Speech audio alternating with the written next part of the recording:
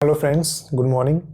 दोस्तों, मैं समय समय पे आपको न्यू इन्फॉर्मेशन से वाकिफ़ कराते रहता हूँ। आपको मैं अवेयर करने की भी कोशिश करता हूँ, चीज़ों से अपडेट भी करता हूँ।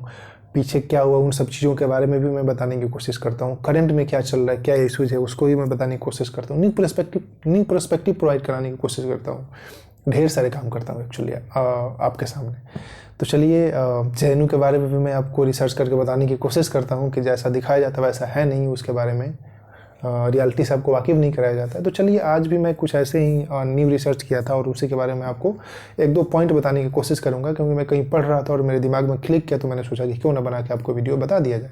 तो देखिए दोस्तों, आपको तो पता होगा कि जो जेएनयू फेमस है, जेएनयू का जो स्टूडेंट यूनियन का इलेक्शन होता है हर एक साल, उसके लिए जेएनयू फेमस है दोस्तों। वहाँ पे होल नाइट डिबेट चलते हैं और उस डिबेट में वहाँ के एकेडमिशियंस, साथ ही साथ में students, research scholars, different types को वहाँ पे प्रोफेसर, अलग अलग यूनिवर्सिटी, अलग अलग सेक्टर के प्रोफेसर्स वहाँ पे आकर डिबेट एंड डिस्कशंस करते हैं दोस्तों, समझ लीजिए। तो वहाँ पे एक अलग ही माहौल होता है जेएनयू में दोस्तों उस समय का। तो आपको पता होना चाहिए कि ये 4 साल तक बैन था जेएनयू में। 4 सालों तक समझ लीजिए कि जेएनयू में स्टूडेंट यूनियन का इलेक्शन हुआ ही नहीं था। बहुत सारे लोग बोलते हैं कि पॉलिटिकल पावर के चलते इसको बैन किया गया था, अलग मकसद था इसको बैन करने के पीछे, लेकिन कारण क्या था आपको मैं यही बताने की कोशिश करता हूँ कि रियलिटी क्या था एक्चुअली। तो देखिए दोस्तों, रियलिटी क्या था। पहले तो ये समझिए कि जेएनयू का स्टूडेंट यूनियन क्या है।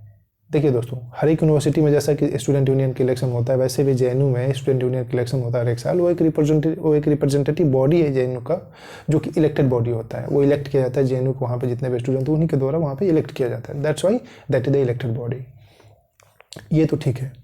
सवाल ये है कि इसको बैन क्यों किया गया था, यानी कि जवाहरलाल नेहरू स्टूडेंट यूनियन का जो इलेक्शन होता है उसको क्यों बैन किया गया था।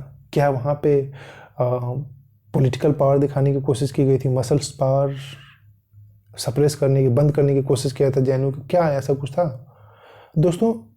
देखिए, 2008 में सुप्रीम कोर्ट ने लिंगदो कमेटी का हवाला देते हुए लिंगदो कमेटी का हवाला देते हुए जेएनयू के स्टूडेंट यूनियन इलेक्शन को बैन किया था।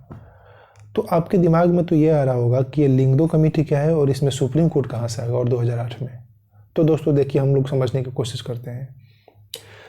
2006 में सुप्रीम कोर्ट ने एक डायरेक्शन दिया सेंट्रल गवर्नमेंट को कि भैया ऐसा है कि जितनी भी इंडिया में यूनिवर्सिटीज़ है और वहाँ पर जो स्टूडेंट यूनियन का इलेक्शन होता है उसमें मसल्स पावर का और साथ ही साथ में जो क्रिमिनल्स का पावर होता है ना, वो ज़्यादा इन्वॉल्व हो रहा है, मनी का इस्तेमाल ज़्यादा हो रहा है। इसीलिए जो स्टूडेंट पॉलिटिक्स है वो बहुत ज़्यादा डर्टी बनते जा रहा है धीरे धीरे। तो इसीलिए सरकार को उसने गाइडलाइंस दिया और डायरेक्शन दिया कि आप एक ऐसा कमेटी बनाइए जो रिकमेंड करे कि किस प्रकार से यहाँ पे इलेक्शन कराया जाए। तो इसी को ध्यान में रखते हुए एचआरडी मिनिस्ट्री यानी कि ह्यूमन रिसोर्स डेवलपमेंट मिनिस्ट्री ने 2006 में एक कमेटी बनाई जिनका नाम था लिंगदो कमेटी। लिंगदो कमेटी का काम ही यही था कि वो पूरी के पूरी इंडिया में रिसर्च करे, अलग अलग यूनिवर्सिटी के स्टूडेंट यूनियन इलेक्शंस के बारे में देखें कि उसमें क्या सिनारियो रहा है, सही में उसमें गलत इस्तेमाल हो रहा है मनी का, या फिर पॉलिटिक्स का, या फिर गलत पॉलिटिक्स का, क्रिमिनल्स का सही में गलत इस्तेमाल हो रहा है। इन सबको देखते हुए लिंगदो कमेटी ने एक रिपोर्ट जारी किया, रिकमेंडेशन जारी किया और सरकार ने उस पर ओके का मुहर लगा दिया। मतलब ये हुआ कि अगर कोई भी अब इंडिया में स्टूडेंट यूनियन का इलेक्शन होता था यूनिवर्सिटीज़ में, तो लिंगदो कमेटी को अगर फॉलो कर रहा है, अगर उससे कंप्लाई कर रहा है तब तो ठीक है, अदरवाइज उस पर बैन लगा दिया जाएगा दोस्तों।